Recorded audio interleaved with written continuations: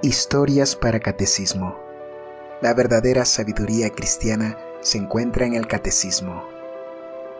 Escúchanos y disfruta cada día de una historia nueva que ilustre los principios doctrinales de nuestra fe.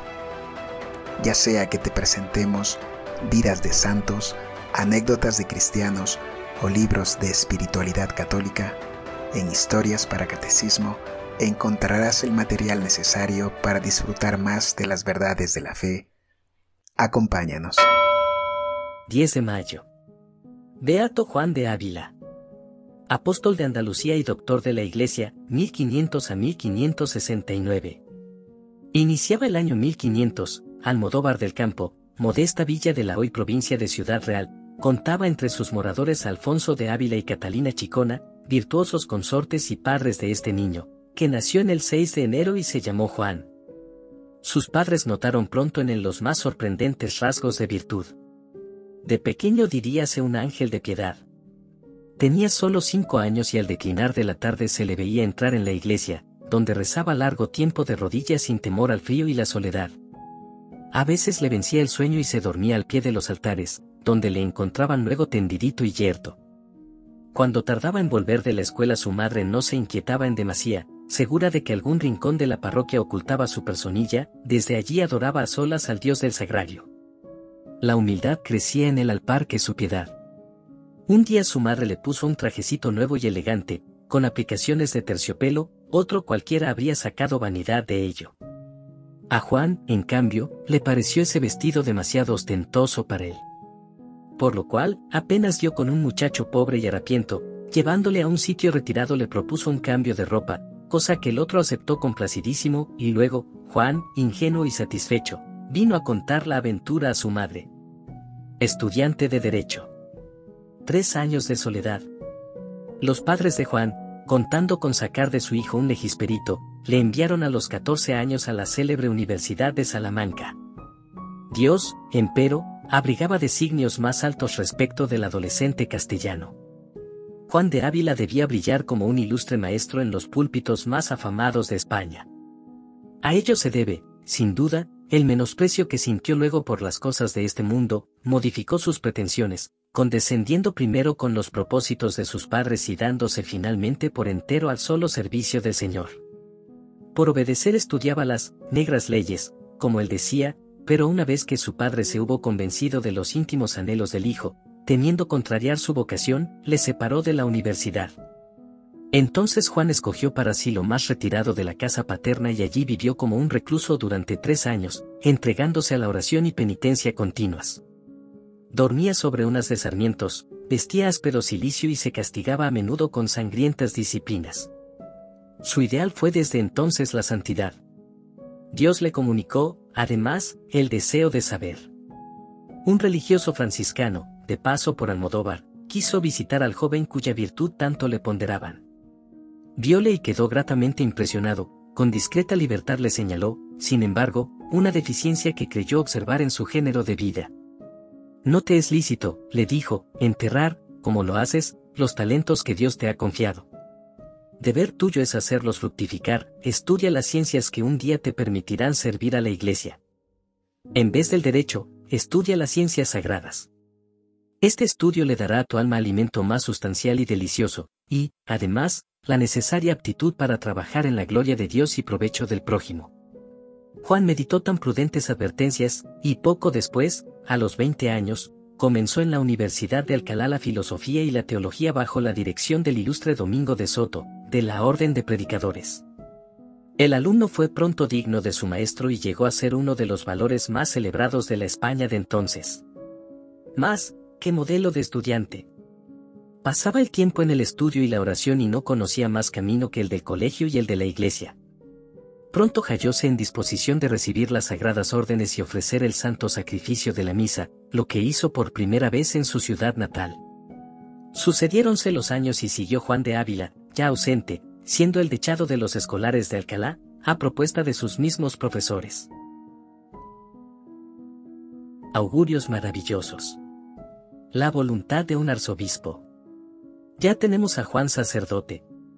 Al subir las gradas del altar experimentó un gran pesar, pero solo uno, el de no contar ya con el cariño de sus excelentes padres, habitantes de la gloria desde algunos años. Solían, por entonces, los misacantanos solemnizar la primera misa con un ágape familiar. Juan, aquel día, el más feliz de su vida, convocó a 12 pobres, amigos suyos predilectos, lavóles los pies, los obsequió con un traje y luego les sirvió con sus manos una abundante comida. Nunca se vieron en Almodóvar alegrías más puras ni más santa reunión.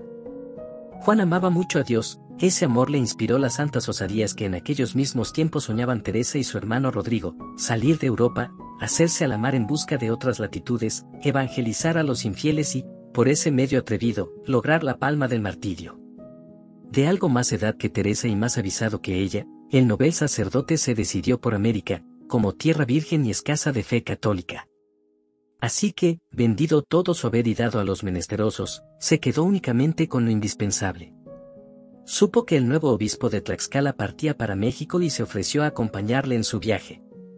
Con este intento esperó en Sevilla la época más favorable para el embarque. Un venerable prebendado le conoció entonces y quedó cautivado de su piedad. «¿Qué riqueza», se dijo, «representa este hombre para España? ¿Qué tesoro para la diócesis hispalense?». Pero al saber su inmediata partida para las misiones de ultramar sintiólo grandemente y se propuso impedirlo. Era, sin duda, un instrumento de la providencia en los caminos de Juan. Este alegó su promesa y puso tenaz resistencia. Sin darse por vencido, el otro presentó a Juan ante don Alfonso Mandique, arzobispo de Sevilla, futuro cardenal de la Santa Iglesia.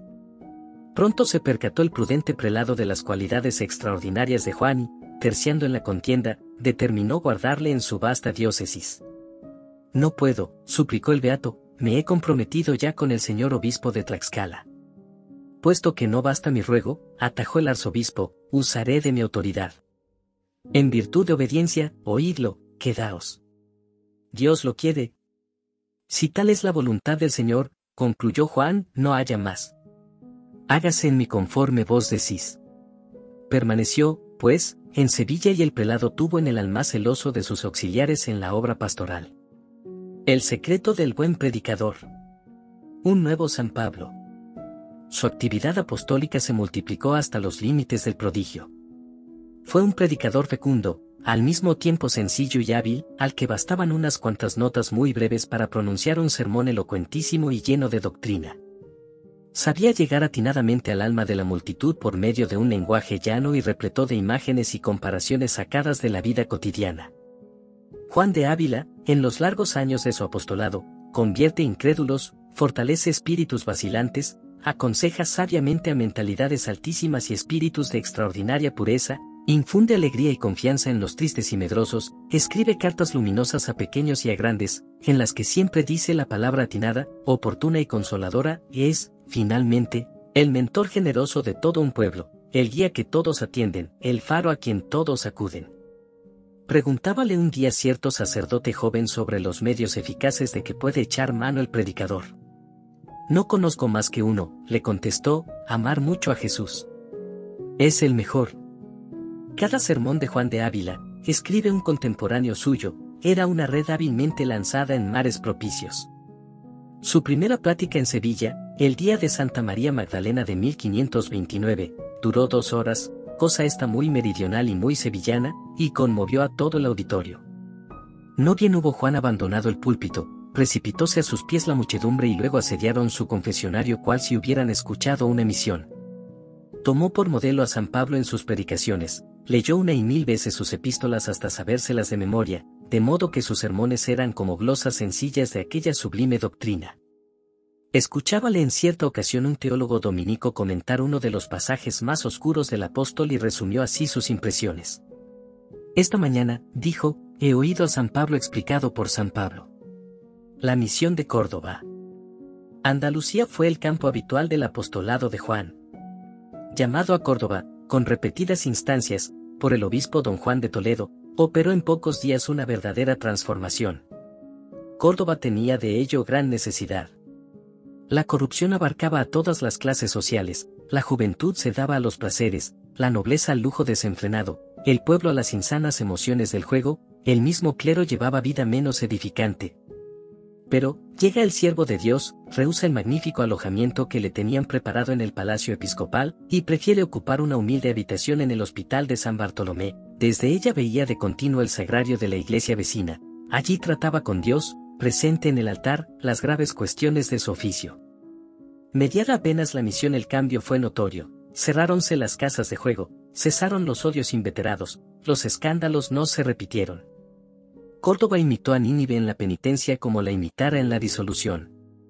Sin dar muestras de cansancio, aquel Jonás, más fiel que el enviado bíblico, distribuía sus días entre el confesonario y el púlpito. Acostumbro, decía, a golpear el hierro cuando está caliente, por eso acabo siempre mis sermones exhortando vivamente a la purificación penitencial. A veces no bastaban las horas del día para recoger y completar el fruto producido en un sermón. Desde el tribunal de la penitencia logró, en efecto, mayor número de conversiones que desde la cátedra del Espíritu Santo. Y lo más notable del caso es que sus convertidos perseveraban en sus nuevos saludables propósitos. En Córdoba consolidó su obra fundando una escuela gratuita que él mismo dotaba de maestros. En la fundación del Seminario de la Asunción, le ayudó eficazmente con sus liberalidades don Pedro López, afamado médico del emperador Carlos V. Además, introdujo en aquella ciudad a los padres de la Compañía de Jesús, recientemente organizada y a la que Juan de Ávila profesó durante toda su vida hondísima veneración. Algún tiempo había acariciado la idea de crear una orden semejante, pero, al saber que Ignacio de Loyola había realizado su pensamiento, exclamó sin deje alguno de amargura: «Mis deseos se han cumplido. Ignacio ha llevado a término feliz el proyecto que yo había concebido. Y es que Ignacio es un gigante en la virtud y yo no soy más que un parvulillo. Bendito sea Dios». Algunos discípulos del Beato. Nuestro Beato tuvo entre sus virtudes la de formar hombres, más aún, formó santos, algunos de los cuales le han precedido en los altares y le sobrepasan en los honores litúrgicos. Dos de los de su época son hechura de Juan de Ávila, San Francisco de Borja y San Juan de Dios. En ambos la predicación del apóstol de Andalucía ejerce decisiva influencia. Caen sus palabras como luz bendita sobre el primer estremecimiento profundo del alma caballeresca del primero. Ya llevaba en sí la gran idea de no servir más a Señor que se pudiese morir. Y en sazón tan oportuna oyó a Juan de Ávila, comunicó con él, le dijo sus angustias y turbaciones, y el pastor supo ver en el acto la calidad excelente de la oveja que se acogía a su amparo y cuidado. También fue la palabra encendida de Juan de Ávila la que despertó las enormes energías espirituales que en su seno guardaba Juan de Dios. Y fue Santa Teresa la que recibió del venerable maestro una orientación segura, y fue el insigne varón de Loyola quien en momentos atribulados vio llegar unas letras de Juan de Ávila que le animaban a seguir su labor. Y fue, finalmente, el insigne reformador extremeño, San Pedro de Alcántara, prodigio de penitencia y de doctrina. Pocas cosas corroboran hoy la grandeza de Juan de Ávila y la estimación que supo granjearse como su correspondencia con las grandes figuras religiosas del momento. Detengámonos brevemente en las tres siguientes. Es aquel momento interesantísimo del magisterio de Juan de Ávila en que le pusieron por delante el libro de la vida de Santa Teresa de Jesús, con objeto de que lo leyese, opinara sobre él y diese su consejo. El beato leyó atentamente el libro y remitió a la fundadora un dictamen que la consoló profundamente. Lo revela ella misma en su estilo epistolar inconfundible a su amiga e intermediaria ante el maestro, doña Luisa de la Cerda. Lo del libro trae vuestra señoría tan bien negociado que no puede ser mejor, y así olvido cuántos disgustos me ha proporcionado. El maestro Ávila me escribe largo, y le contesta todo, solo dice que es menester declarar unas cosas y mudar los vocablos de otras, que esto es fácil. Harto me he holgado de ver tan buen recaudo, porque importa mucho, bien parece quien aconsejó se enviase. Habla el maestro en su dictamen, de cosas que han aprovechado el ánima de la fundadora.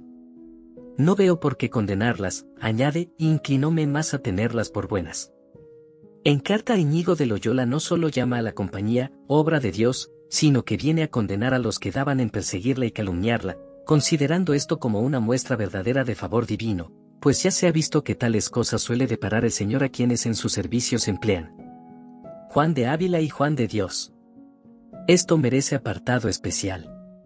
En 1537 se encuentran en Granada estos dos hombres, Ávila es un apóstol consumado, y Juan un verdadero aventurero. Predicaba un día el apóstol sobre la obligación de evitar el pecado y de morir antes que ofender al Señor. A los pies del púlpito atiende el aventurero. De pronto el singular oyente, no pudiendo resistir más la acción de la gracia en su alma, sálese gritando, «Misericordia, misericordia». Y arrancábase la barba y los cabellos. Tómanla los chicos con él como es corriente en tales casos y le llaman «loco».